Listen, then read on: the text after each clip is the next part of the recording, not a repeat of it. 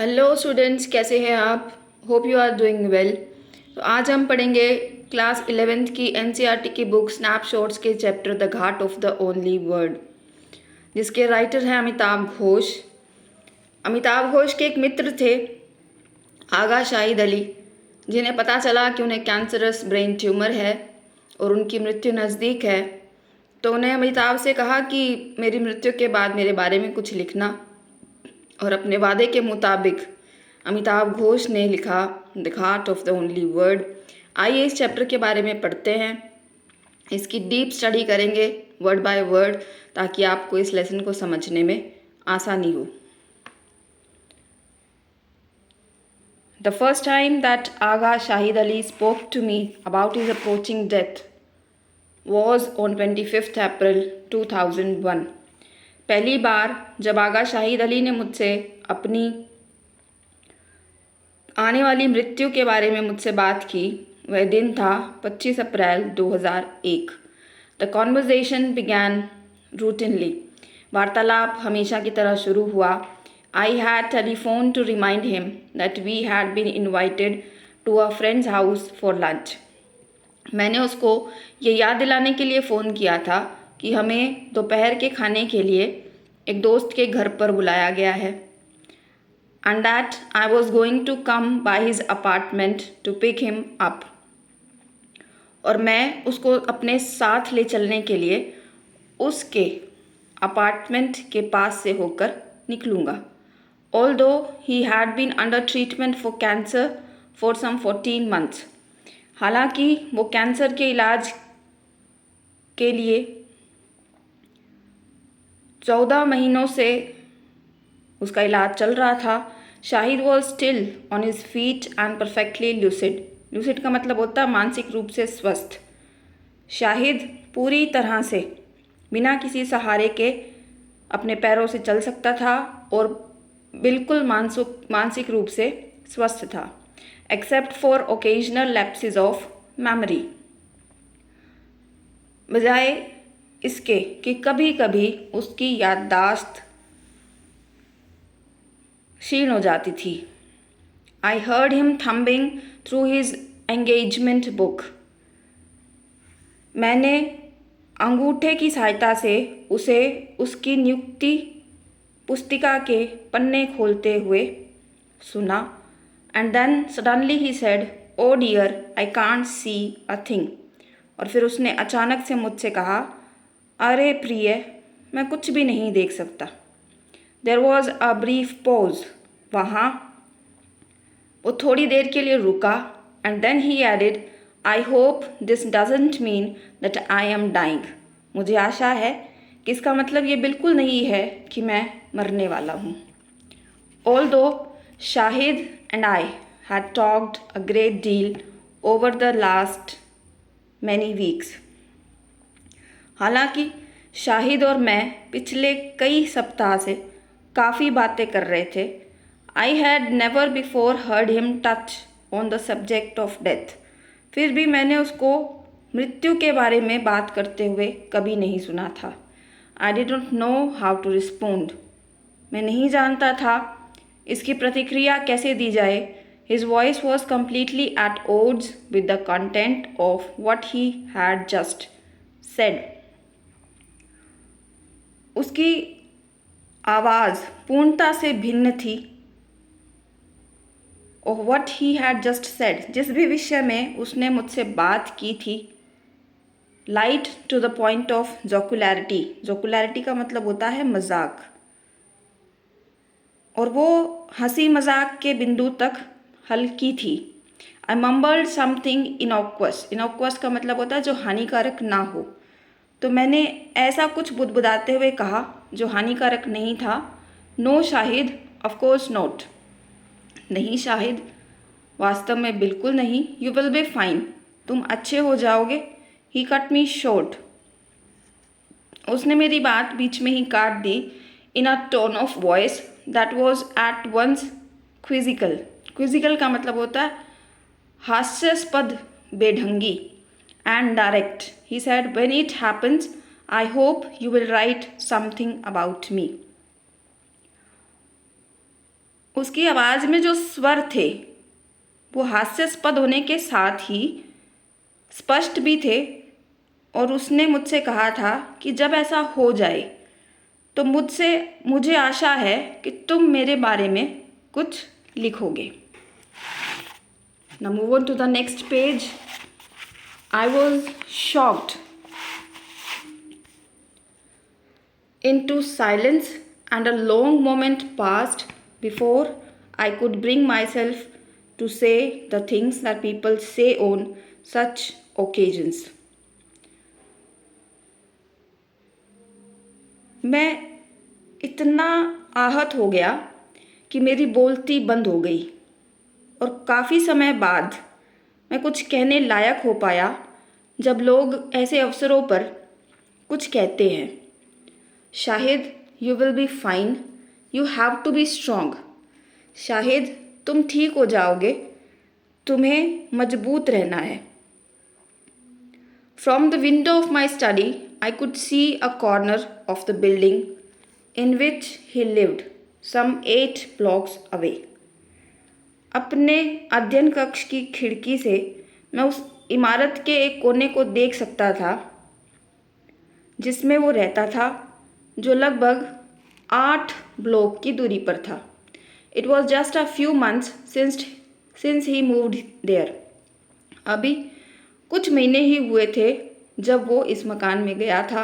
He had been living a few miles away. वो कुछ मील की दूरी पर रहता था इन मनहट्टन नामक स्थान पर वो कई मीलों की दूरी पर रहता था। When he had a sudden black out in February 2000। Black out का मतलब है अचानक से अंधेरा छा जाना, मूर्छा छा जाना। जब उसे अचानक से फरवरी 2000 में उसकी आंखों के आगे अंधेरा छा गया। After test revealed that he had a malignant brain tumour. Malignant का मतलब होता है कैंसरस। तो कई डॉक्टरी परीक्षणों के बाद ये मालूम हुआ कि उसे कैंसर के कारण उसके सिर में गांठ बन गई है। He decided to move to Brooklyn, और उसने ब्रुकलिन जाने का निश्चय किया to be close to his youngest sister Sameetah, ताकि वो अपनी सबसे छोटी बहन समीता के पास रह सके, who teaches at the Pratt institute, जो प्रैट नामक संस्था में पढ़ाती थी। A few blocks away from the street where I live, और वो जगह जिस गली में मैं रहता हूँ वहाँ से कुछ ही ब्लॉक्स की दूरी पर है। शाहिद इग्नोर्ड माई रीअश्योरेंसेस। रीअश्योरेंसेस का मतलब होता है आश्वासन। शाहिद ने मेरे आश्वासनों को अनदेखा कर दिया।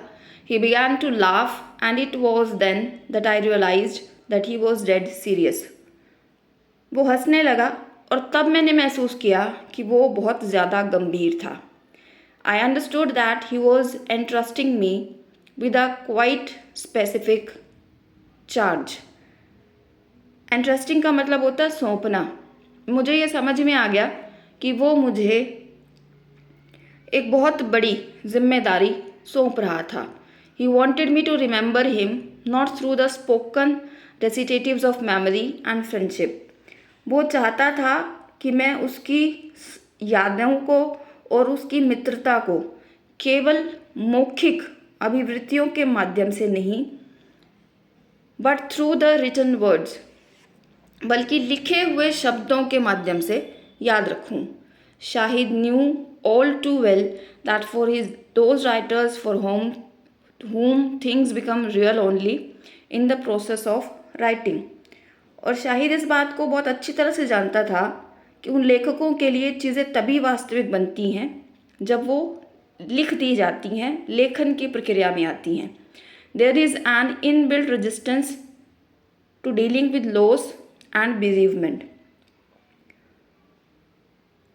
वो हानि और वियोग से निपटने के लिए, बेरीवमेंट मीन्स वियोग, वहाँ पर एक अवरोध था, resistance to dealing with loss and bereavement. उस हानि और वियोग से निपटने के लिए वहाँ पर एक स्वाभाविक विरोध था।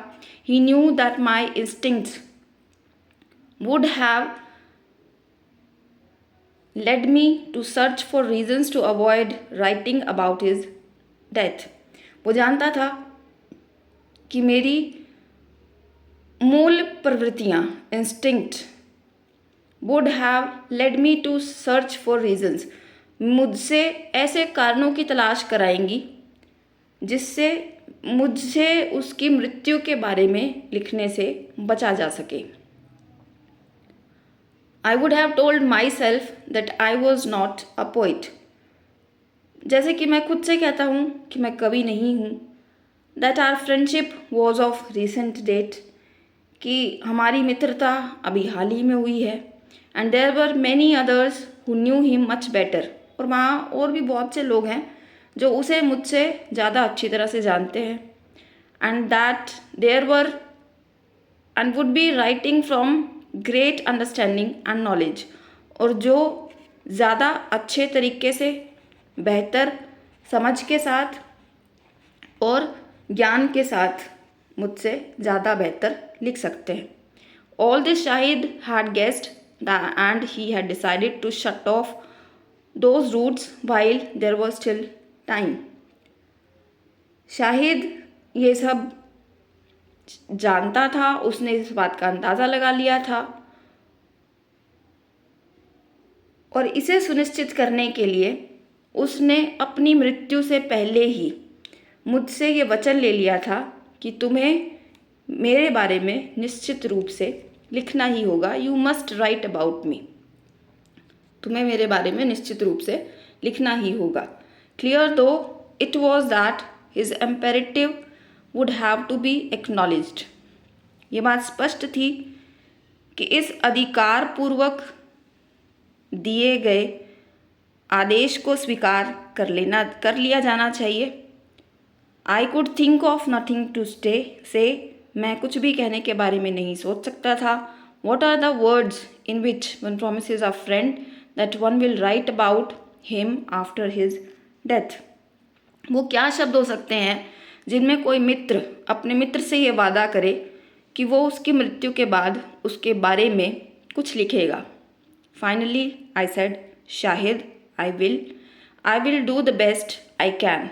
तो अंततः मैंने कहा शाहिद मैं लिखूँगा, मैं जितना अच्छा लिख सकता हूँ उतना अच्छा लिखूँगा। By the end of the conversation I knew exactly what I had to do. तो वार्तालाप के अंत तक मैं ठीक तरह से जान गया था कि मुझे क्या करना है। I picked up my pen, मैंने अपनी कलम उठाई, नोटेड द डेट, तिथि अंकित की, and wrote down everything I remembered of that conversation. और उस वार्तालाप के बारे में जो कुछ भी मुझे याद रहा वो सब मैंने लिख लिया। This I continued to do for the next few months. और ये मैंने अगले कुछ महीनों तक करना जारी रखा। It is this record that has made it possible for me to fulfil the pledge I made that day. और ये वही रिकॉर्ड है जिसने मेरे लिए ये संभव बना दिया कि मैं उस दिन की गई प्रतिज्ञा को पूरा कर सकूं। I knew Shahid's work long before I met him his 1997 collection. सन 1997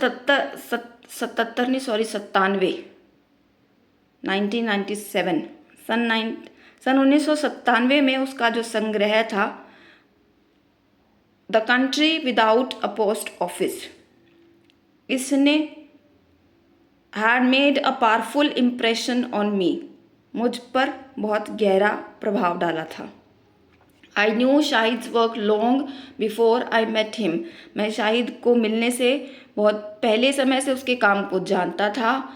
हिज 1997 कलेक्शन, उसका 1997 में जो उसका संग्रह था the country without a post office had made a powerful impression on me, मुझ पर बहुत ज़्यादा प्रभाव डाला था। His voice was like none I had ever heard before, उसकी आवाज़ ऐसी नहीं थी जैसे मैंने पहले कभी नहीं सुनी थी। His voice at once lyrical and fiercely disciplined, एक साथ ही कविता के जैसी और अत्यधिक तीव्र रूप से अनुशासित, एंगेज्ड, लीन कर लेने वाली, एंड येट डीपली इनवर्ड, और अत्यधिक अंतर्मन को छू लेने वाली। Not for him the mock casual, और यह उसके लिए हास्यास्पद, मोक कैजुअल मीन्स हास्यास्पद, almost prose of such so much contemporary poetry. His was a voice that was not ashamed to speak in a bardic register. वो ऐसी एक साथ ही कविता जैसी और अत्यधिक तीव्र रूप से अनुशासित, लीन कर लेने वाली होने पर भी मन को छू लेने वाली थी। ज़्यादातर समकालीन कविताओं की भांति वो उसके लिए हास्यास्पद या अचानक किसी गद्य के जैसी नहीं थी। उसकी आवाज़ कुछ इस तरह से थी कि वो काव्यात्मक शैली, बार्डिक रजिस्टर, काव्यात्मक शैली में बोलने में लज्जित नहीं होती थी। I knew of no one else who would even conceive of publishing a line like man hurt be brave. मैं ऐसे अन्य किसी व्यक्ति को नहीं जानता था जो मैड हर्ट बी ब्रेव की भांति एक ही पंक्ति प्रकाशित करने के बारे में सोच पाया हो। In 1998, I quoted a line from The Country Without a Post Office in an article that touched briefly on Kashmir. मैंने सन 1998 में एक लेख में, जो कि संक्षेप में कश्मीर के बारे में था, the country without a post office, से एक पंक्ति की थी। At the time, all I knew that Shahid was that he was from Srinagar and he studied in Delhi. मैं उस समय तक केवल इतना ही जानता था कि शाहिद कश्मीर से था और वो दिल्ली में पढ़ा था। I had been at Delhi University myself, but although our time there had briefly overlapped, मैं भी स्वयं दिल्ली विश्वविद्यालय में ही था, लेकिन हमारा दिल्ली में पढ़ने का हमारा समय एक समान कभी कभार ही पड़ा था। वी हैड नेवर मेट, हम मिले कभी नहीं थे। We had friends in common however, हालांकि हमारे एक जैसे मित्र थे। And one of them put me in touch with Shahid, और उनमें से एक ने मुझे शाहिद से मिलवाया था। In 1998 and 1999, we had several conversations on the phone. 1998 और 99 में हमने कई बार फ़ोन पर वार्तालाप किया था। And even met a couple of times. और एक दो बार हम मिले भी थे। But we were no more than acquaintances until we moved to Brooklyn the next year. लेकिन हम तब तक केवल परिचित मात्र थे जब तक वो अगले वर्ष ब्रुकलिन में आया। Once we were in the same neighborhood, जब हम एक ही पड़ोस में रहे। We began to meet for occasional meals, हमने कभी कभार साथ भोजन करने के बहाने मिलने लगे। And quickly discovered that we had a great deal in common, और हमें ये बात जल्द ही पता चल गई कि हमारी बहुत सी चीज़ें एक जैसी थी। By this time of course Shahid's condition had already serious, और उस समय तक वास्तव में शाहिद की स्थिति पहले से भी ज़्यादा गंभीर थी। Yet his illness did not impede the progress of are friendship, हालांकि उसकी बीमारी हमारी मित्रता की प्रगति में बाधा नहीं बन सकी। We found that we had a huge roster of common friends, हमने पाया कि हमारे मित्रों की जो सूची थी वो एक समान थी।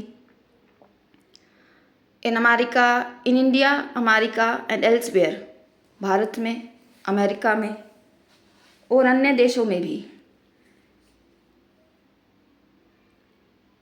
We discovered a shared love of rogan josh. हमने जाना कि हमारा एक समान प्रेम है रोगन जोश के प्रति, रोशन आरा बेगम एंड किशोर कुमार, रोशन आरा बेगम के प्रति और किशोर कुमार के प्रति। A mutual indifference to cricket, हम दोनों एक समान रूप से क्रिकेट के प्रति उदासीन थे।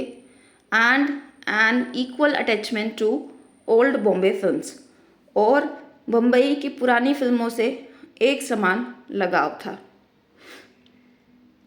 Because of Shahid's condition, even the most trivial exchanges had a special charge. Shahid की बीमारी की वजह से बहुत मामूली सी बातचीत का भी विशेष प्रभाव एंड अर्जेंसी और महत्व हुआ करता था। The inescapable poignant of talking about food and half forgotten figures, भोजन के बारे में और भूली बिसरी कुछ यादों के बारे में। From the past with a man who knew himself to be dying, एक ऐसे व्यक्ति के साथ बातचीत करते समय दुख की भावना बढ़ जाती थी, क्योंकि ये वार्तालाप एक ऐसे व्यक्ति के साथ होता था जिसको ये पता था कि वो मरने वाला है। Was multiplied in this instance by the knowledge that this man was also a poet. वो दुख वो बढ़ जाता था ये जानते हुए कि वो व्यक्ति जिससे मैं बात कर रहा हूँ वो बहुत जल्द मरने वाला है। इन दिस इंस्टेंस, तो इस मामले में by the knowledge that this man was also the poet, क्योंकि ये व्यक्ति एक कवि भी था। हु हैड अचीव्ड ग्रेटनेस, जिसने महानता हासिल की थी। That is perhaps the only such that I shall ever know as a friend, शायद यही एकमात्र ऐसा था जिसे मैं अपने मित्र के रूप में हमेशा जानूंगा।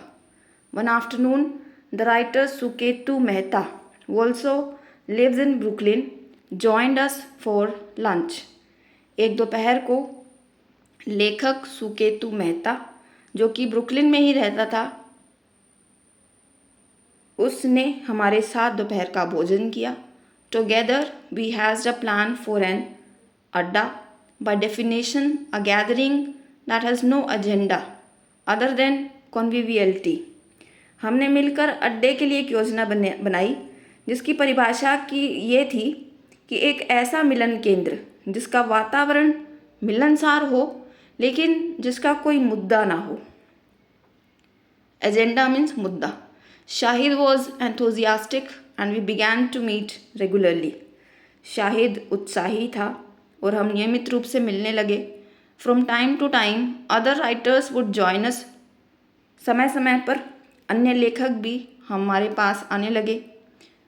On one occasion a crew arrived with a television camera, एक बार एक टेलीविज़न कैमरे के साथ एक दस्ता वहाँ आ पहुँचा। Shahid was not in the least bit put out, लेकिन शाहिद बिल्कुल भी परेशान नहीं हुआ।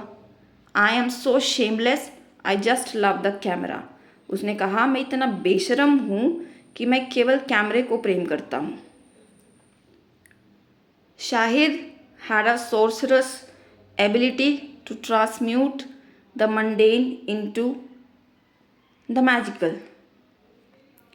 शाहिद में सामान्य या अरुचिकर बात को भी रुचिकर बात में बदल देने की जादूगर जैसी योग्यता थी। सॉर्सरस एबिलिटी मतलब जादूगर जैसी, ट्रांसम्यूट बदलना, मंडेन सामान्य या सांसारिक या अरुचिकर बात।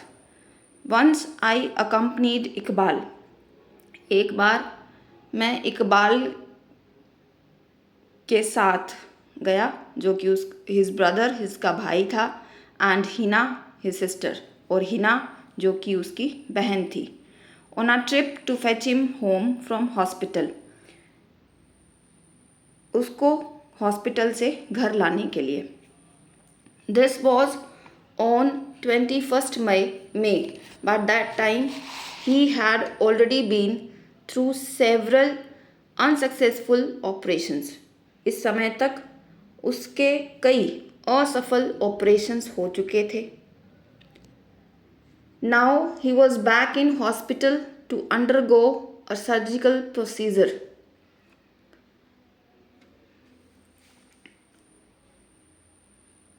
अब वो वापस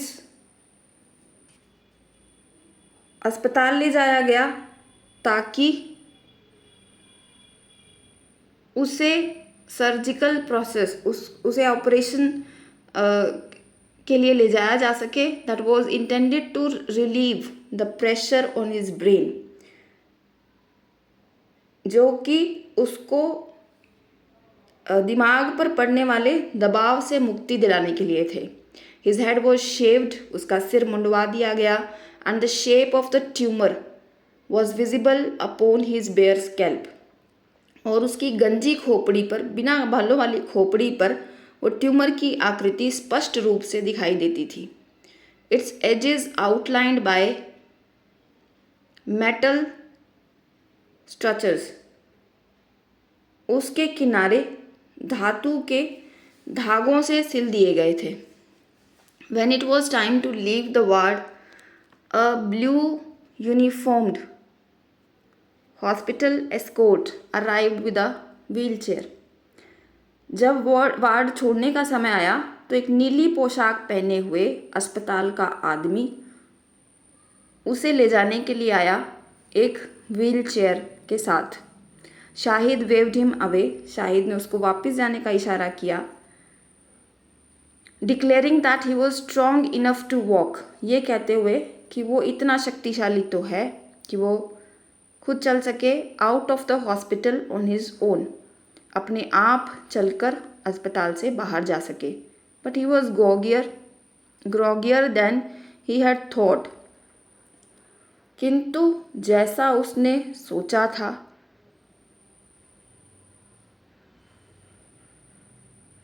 उससे वो कमज़ोर था। एंड हिज नीज बक्कल्ड, और उसके घुटने लड़खड़ा गए। After no more than a few steps, कुछ ही कदम चलने के बाद, Iqbal went running off to bring back the wheelchair, Iqbal दौड़ता हुआ व्हीलचेयर को वापस लाने के लिए भागा। While the rest of us stood in the corridor, जबकि बाकी बचे हुए हम उसको सीधा पकड़े हुए, होल्डिंग हिम अपराइट, उसको सीधा पकड़े हुए, स्टूड इन द कॉरिडोर, उसको गलियारे में पकड़े हुए खड़े रहे। At that moment descended on Shahid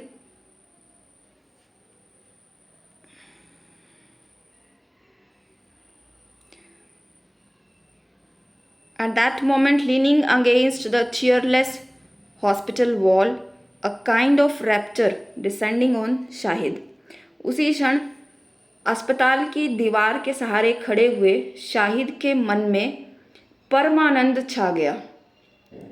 rapture, Parmanand, descended, छा गया। When the hospital orderly returned with the wheelchair, Shahid gave him a beaming smile. जब अस्पताल का सेवक व्हीलचेयर लेकर वापस आया तो शाहिद ने उसको मुस्कुराकर देखा। And asked where he was from, और पूछा कि वो कहाँ से था।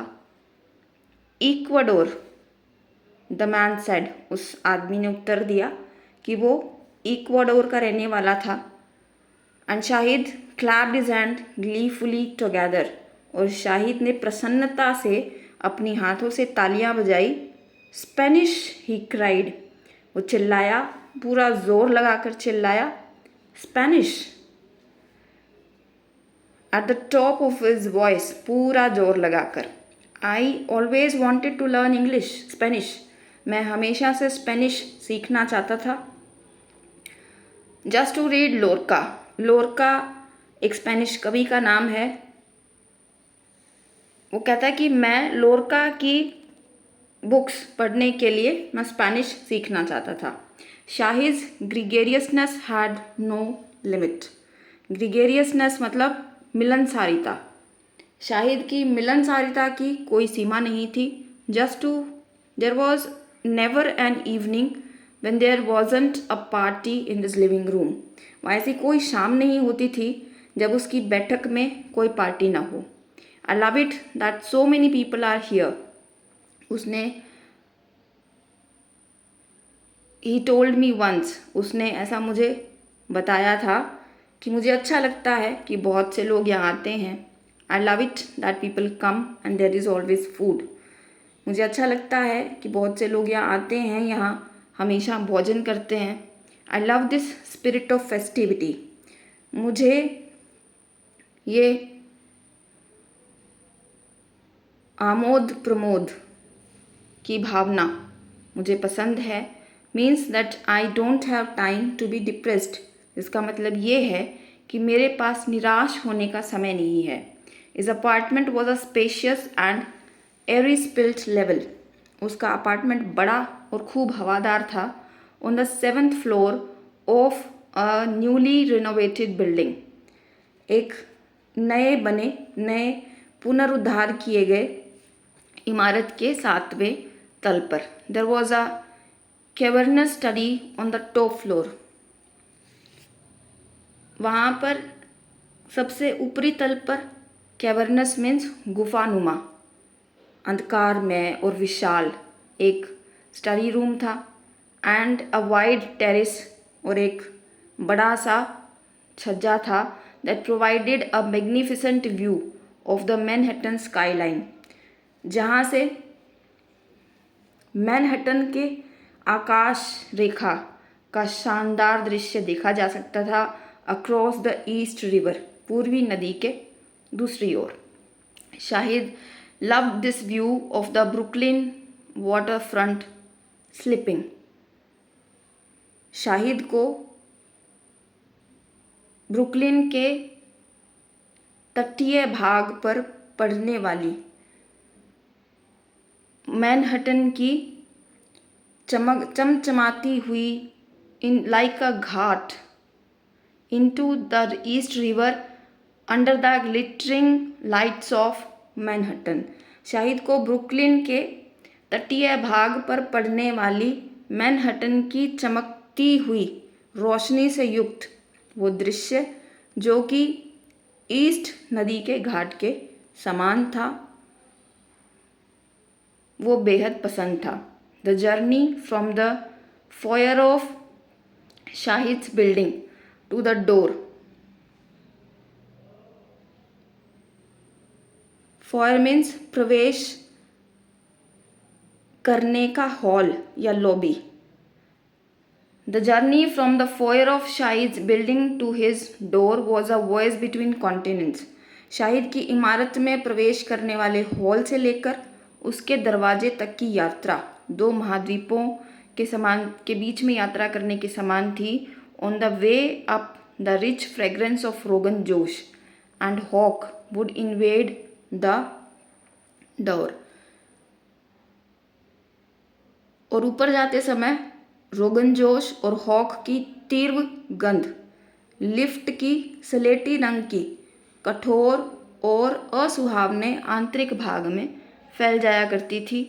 Grey interior of the elevator against the background of the songs and voices that were always echoing out of his apartment, और उसके साथ ही उसके अपार्टमेंट के बाहर गीतों और आवाज़ों की गूंज हमेशा बनी रहती थी।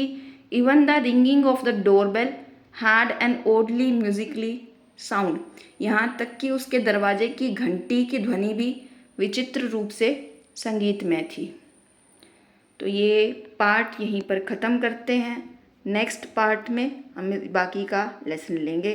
Till then goodbye and take care.